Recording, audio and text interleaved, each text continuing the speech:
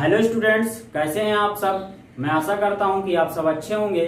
तो स्टूडेंट्स, आज हम पढ़ने वाले हैं क्लास 12th का चैप्टर 2 पुष्पी पादपों में लैंगिक जनन। तो स्टूडेंट्स, ये आपका चैप्टर चल रहा था। इस चैप्टर में पांच लेक्चर हो चुके हैं और आज ये 6वां लेक्चर स्टूडेंट्स। ठीक, तो पिछले लेक्चर्स में हमने बात की थी कि जो है फीमेल गैमेटोफाइट क्या है, यानी कि हमने एम्ब्रियोसाइक, मैच्योर एम्ब्रियोसाइक हमने बना लिया था।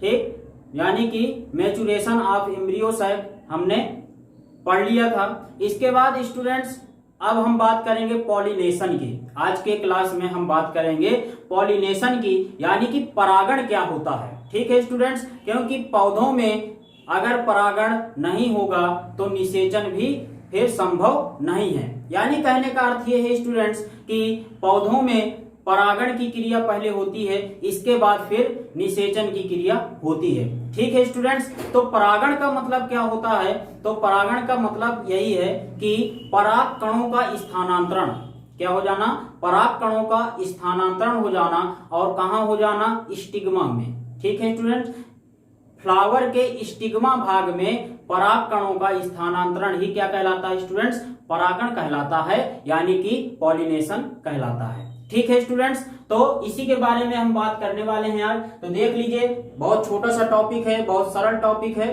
थोड़ा सा आप इस वीडियो को अच्छे से देख लेंगे तो आपको ये हमेशा के लिए याद हो जाएगा। ठीक है स्टूडेंट्स, तो देख लीजिए। इससे पहले मैं स्टार्ट करूं उससे पहले अगर आप चैनल पर नए हैं तो हमारे चैनल को ट्रिपल स्टार एकेडमी बांदा को सब्सक्राइब जरूर कर लें और साथ ही बेल आइकन को जरूर प्रेस कर लें, ताकि आपको ऐसे ही अच्छे वीडियो मिलते रहें हरदम। ठीक है स्टूडेंट्स, चलें देखें। तो देखिए, पॉलिनेशन परागण, वर्तिकाग्र पर पराग कणों का, कहां पर, स्टिग्मा पर पराग कणों का, पॉलन ग्रेन्स का स्थानांतरण यानी कि ट्रांसफर क्या कहलाता है स्टूडेंट्स, परागण कहलाता है, यानी कि पॉलिनेशन कहलाता है। देखिए स्टूडेंट्स, इसमें मैंने दो पौधे बनाए हुए हैं। ठीक, एक पौधा ये है, एक पौधा ये, और दोनों ही पौधे एक ही जाति के हैं। ठीक है स्टूडेंट्स, दोनों ही पौधे गुड़हल के बने हुए हैं और दोनों ही एक ही जाति के पौधे हैं, एक ही वैरायटी के हैं। ठीक है स्टूडेंट्स, एक ही किस्म के ये दोनों पादप हैं। देख लीजिए स्टूडेंट्स, इसमें कैसे होगा पॉलिनेशन। तो ये जो परागकण आपको दिख रहे हैं स्टूडेंट्स, ये जो परागकण है आपके, ये परागकण ये क्या होंगे, ये स्टूडेंट्स बाहर ऐसे बिखर जाते हैं। ठीक, यानी कि पराग कोश जब पक जाता है तो वो क्या हो जाता है, स्फुटित हो जाता है। ठीक, पिछले लेक्चर में बात हमने की थी, तो वो स्फुटित होकर क्या करेगा, बाहर बिखर जाता है। ठीक, और उसके बाद स्टूडेंट्स क्या होता है कि ये वायु के द्वारा, किसके द्वारा, वायु के द्वारा, या फिर आप कह सकते हैं कीटों के द्वारा, इनके द्वारा जो है क्या होता है कि ये दूसरे फ्लावर में पहुंच जाता है। ठीक, या फिर उसी ही फ्लावर में रहता है। ठीक, या कह सकते हैं उसी फ्लावर में ये परागकण क्या होंगे, बिखरे होंगे। और इसकी स्टिग्मा में स्टूडेंट्स, जो इस फ्लावर की स्टिग्मा है यानी कि वर्तिकाग्र है, इसमें ये क्या होंगे, जाके बैठ जाएंगे। ठीक है स्टूडेंट्स, जब जिसमें जाके बैठ जाएंगे तो क्या होगा, इसको हम स्वपरागण कहेंगे। ठीक है स्टूडेंट्स, आपको ये दिख रहा है इस फ्लावर में, इस फ्लावर की बात हो रही ओनली। ठीक, तो इस फ्लावर के अगर परागकण स्टूडेंट्स इसी फ्लावर के स्टिग्मा में जाके बैठ जाएंगे तो इसको हम क्या कहेंगे, सेल्फ पॉलिनेशन कहेंगे। क्या कहेंगे, सेल्फ पॉलिनेशन कहेंगे, यानी कि स्वपरागण की ये क्रिया हो गई। ठीक है स्टूडेंट्स, अगर हम बात करें कि इसके जो है, इस फ्लावर के जो आपके परागकण हैं, पॉलन ग्रेन्स, वो किसी दूसरे पुष्प में जाकर, ठीक, या कह सकते हैं किसी दूसरे पौधे की, यानी किसी दूसरे पौधे का मतलब ये नहीं कि इस जाति का ना हो, यानी इसी जाति के किसी अन्य पौधे के स्टिग्मा में जाके बैठ जाएं तो उसको हम क्या कहेंगे स्टूडेंट्स, क्रॉस पॉलिनेशन कहेंगे। क्या कहेंगे, क्रॉस पॉलिनेशन कहेंगे, यानी कि पर परागण कहेंगे। ठीक है स्टूडेंट्स, बात समझ में आई। यानी कि कहने का मतलब अगर हम बताएं कि स्वपरागण और पर परागण क्या है, तो आप बताओगे कि स्वपरागण हम उसे कहते हैं कि जिसमें एक ही पादप का पुष्प, एक ही, ये बता सकते हो, एक ही पादप के पुष्प के परागकण उसी पादप के पुष्प के स्टिग्मा भाग पर जाके बैठ जाए, उसको हम क्या कहेंगे, उसको हम कहेंगे सेल्फ पॉलिनेशन, यानी कि स्वपरागण। स्टूडेंट्स, अगर हम बात करें कि क्रॉस पॉलिनेशन क्या है, यानी कि पर परागण क्या है, तो अगर इसकी हम बात करेंगे तो आप बताओगे कि किसी एक ही जाति के दो पादप, क्या कहोगे, किसी एक ही जाति के दो पौधों के बीच जो है क्रॉस पॉलिनेशन होता है। यानी कहने का मतलब है कि एक पौधे के परागकण उसी जाति के किसी दूसरे पौधे के स्टिग्मा भाग पर स्थानांतरण होने की क्रिया क्या कहलाती है स्टूडेंट्स, पर परागण कहलाती है। अच्छा, ये आपको बात समझ में आई कि सेल्फ पॉलिनेशन क्या है और क्रॉस पॉलिनेशन क्या है, तो इस चित्र के माध्यम से आपको ये समझ में आ रहा है। इसके बाद स्टूडेंट्स, एक मैंने यहाँ पर एक नाम और लिखा है, ठीक, जिटेनोगामी, या इसी को गिटिनोगामी भी कहते हैं, ठीक, गिटोनोगामी कह सकते हैं या फिर जिटोनोगामी कह सकते हैं, ठीक है स्टूडेंट्स। तो अगर हम बात करें कि ये क्या है, ये शब्द क्यों लिखा गया है, तो स्टूडेंट्स इसको आप बताओगे कि एक ही पौधे के किन्हीं दो फ्लावर के बीच स्टूडेंट्स ये क्रिया संपन्न होती है, ठीक, एक ही पौधे के किन्हीं दो फ्लावरों के बीच में ये जिटेनोगामी की क्रिया संपन्न होती है, ठीक है स्टूडेंट्स। यानी आपको इसमें दिख रहा है कि यह इस फ्लावर के जो परागकण है स्टूडेंट्स, इस फ्लावर के जो परागकण हैं वो कहाँ, इसी पौधे के दूसरे फ्लावर के स्टिग्मा भाग में जाके बैठेंगे, ठीक है स्टूडेंट्स। इसी पौधे के जहां कहां पर जाएंगे, स्टिग्मा भाग पर जाकर बैठ जाएंगे स्टूडेंट्स, तो इसको हम क्या कहते हैं, जिटोनोगामी कहते हैं। समझ में आई बात स्टूडेंट्स। तो कुछ जो है बुक्स में आप देखेंगे कि इसको पर परागण में भी रखा गया है और कुछ में स्टूडेंट्स इसको स्वपरागण के अंतर्गत रखा गया है, ठीक है स्टूडेंट्स। तो ये बात हो गई। अब स्टूडेंट्स आपको ये इतनी बात समझ में आई, तो इसके बाद अब देखते हैं कि परागण जो है, इसको आप स्क्रीनशॉट ले लें या तो फिर इसका बना लीजिए। देखें यहाँ पर एक फ्लो चार्ट बना हुआ है। परागण के कितने प्रकार हो गए स्टूडेंट्स, दो प्रकार, एक स्वपरागण, दूसरा पर परागण, ठीक, इंग्लिश में सेल्फ पॉलिनेशन, क्रॉस पॉलिनेशन।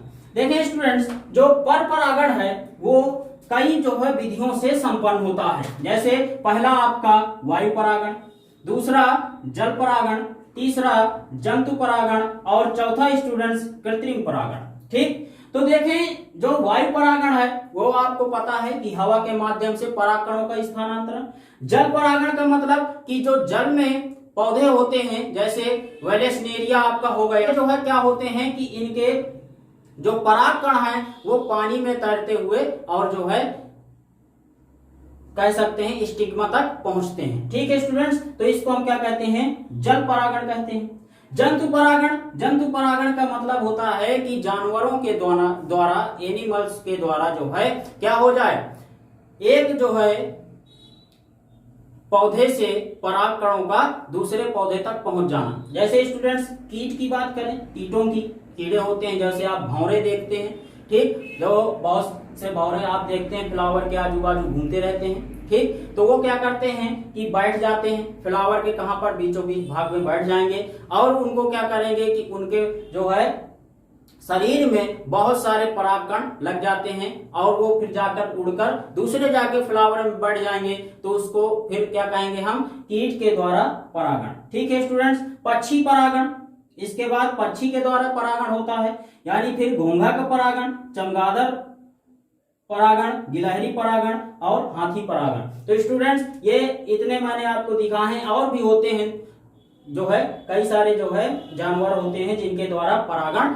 की क्रिया संभव हो पाती है। कृत्रिम परागण स्टूडेंट्स क्या है, तो कृत्रिम परागण आप बताओगे कि ये मनुष्यों के द्वारा संपन्न होती है, ठीक, यानी कि इसमें आर्टिफिशियल परागण है, यानी कि कहने का मतलब कृत्रिम परागण कि हम इस फ्लावर के जो परागकण हैं उनको हम अपने हाथों से निकालकर और इसमें जाके दूसरे फ्लावर में जाके रख दें, तो इसको हम क्या कहेंगे स्टूडेंट्स, कृत्रिम परागण। तो स्टूडेंट्स अब हम पढ़ने वाले हैं स्वपरागण के लिए अनुकूलता, यानी कि इसको देख लेते हैं कि क्या अनुकूलता होनी चाहिए स्वपरागण होने के लिए, ठीक है स्टूडेंट्स।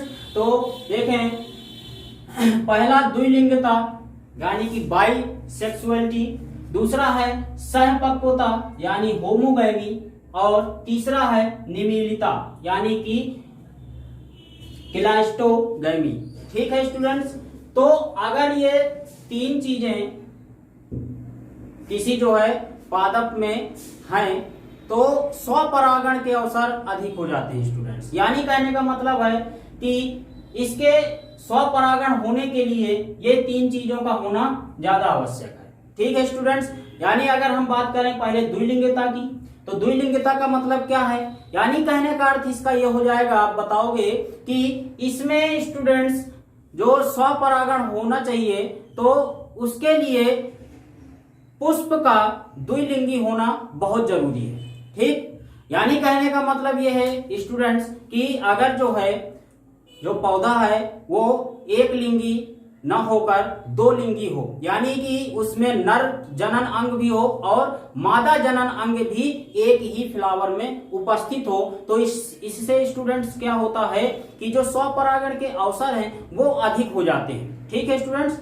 दूसरा नंबर बात करें अगर हम सहपक्वता यानी कि होमोगैमी का मतलब क्या है, तो आप बताओगे कि होमोगैमी का मतलब ये है कि अगर नर और मादा जनन अंग दोनों एक साथ पके, क्या हो, पक्वता यानी कि पके या कह सकते हैं परिपक्व हो, मेच्योर हो। ठीक है स्टूडेंट्स, यानी कहने का मतलब है कि अगर जो है आपका जायांग और जो पुंकेसर ये दोनों हैं ये आपके क्या हुए स्टूडेंट्स, एक साथ पके, फ्लावर में एक साथ बड़े हों, वृद्धि करें, और अगर एक साथ इनकी वृद्धि होगी स्टूडेंट्स तो इससे स्वपरागण के अवसर अधिक बढ़ेंगे।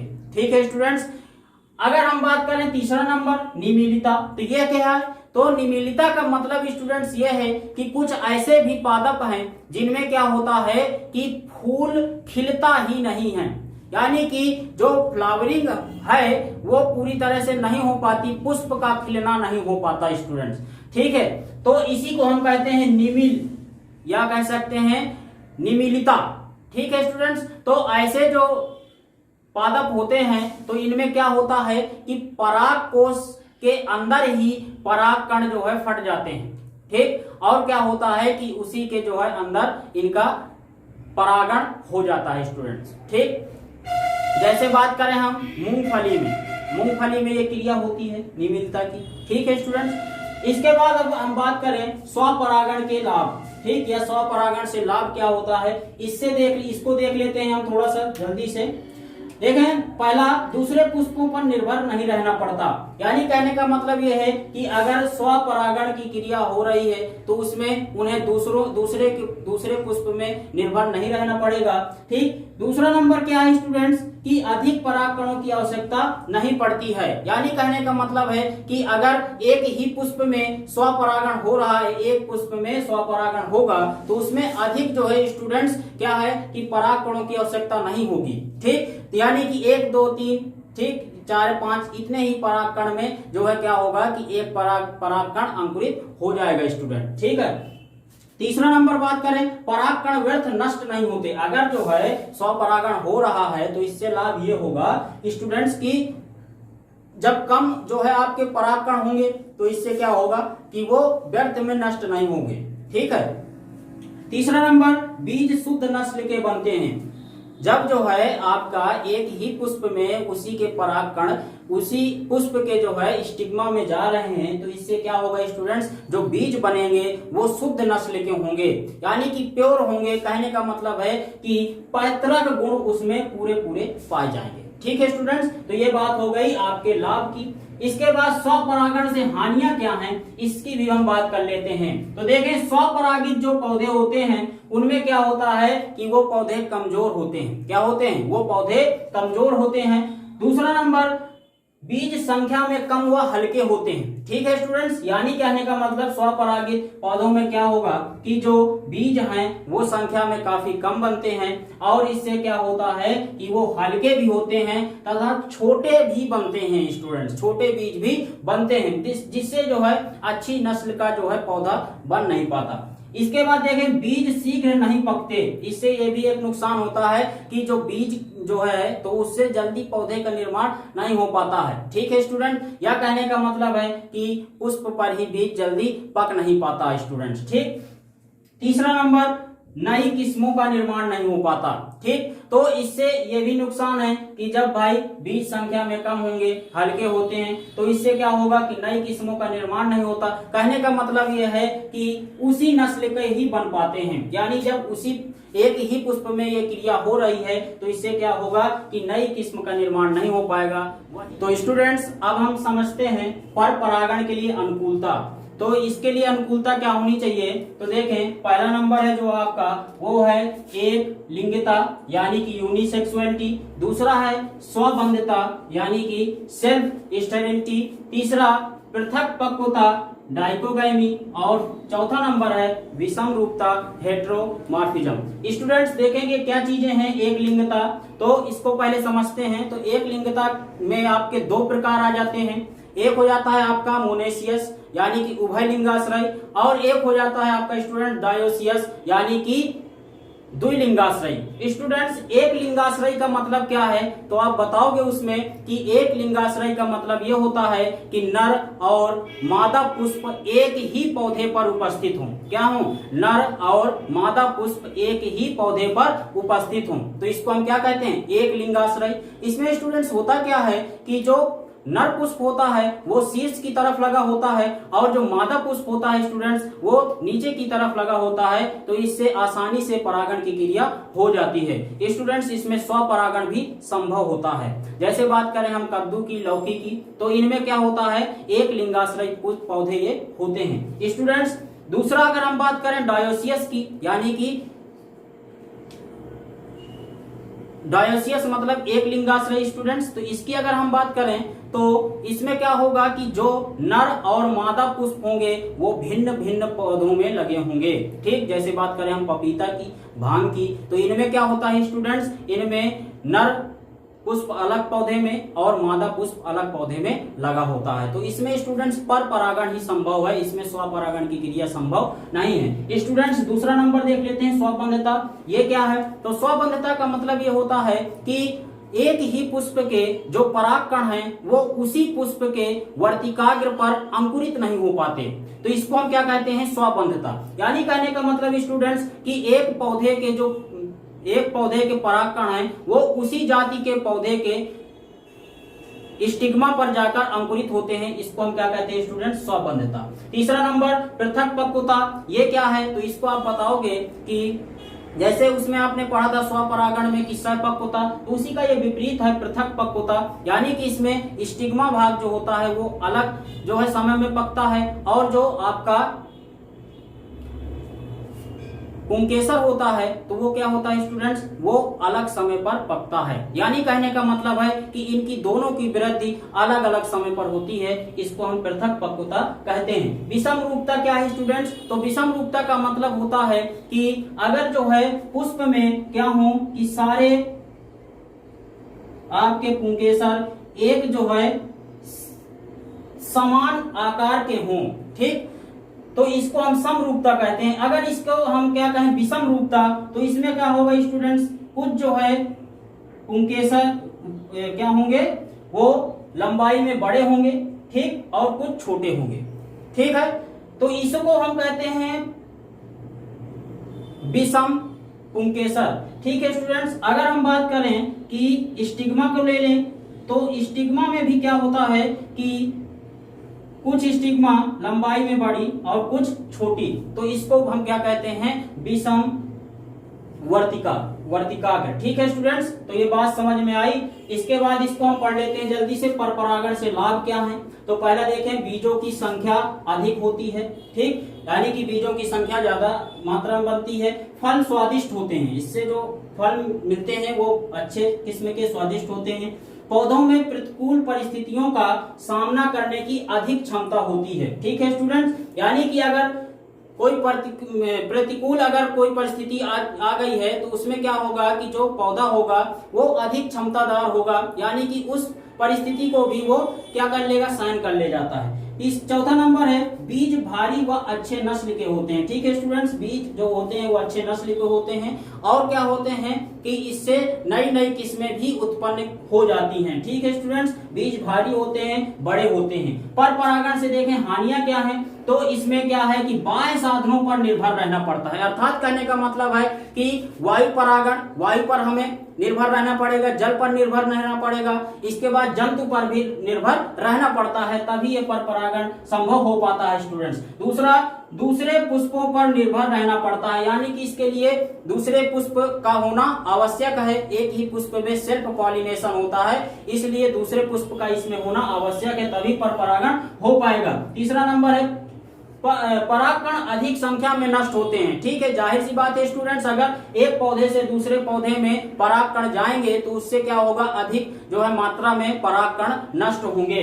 इसके बाद है बीज सदैव संकर हाइब्रिड होते हैं। ठीक है, यानी कि ये शुद्ध नस्ल के नहीं होते, हरदम ये क्या होंगे कि संकर ही बनते हैं, यानी हाइब्रिड बीज इससे प्राप्त होते हैं। ठीक है स्टूडेंट्स, तो ये आपको पॉलिनेशन समझ में आया होगा अच्छे से। ठीक है स्टूडेंट्स, तो मिलते हैं अब अगले टॉपिक में नेक्स्ट वीडियो के साथ।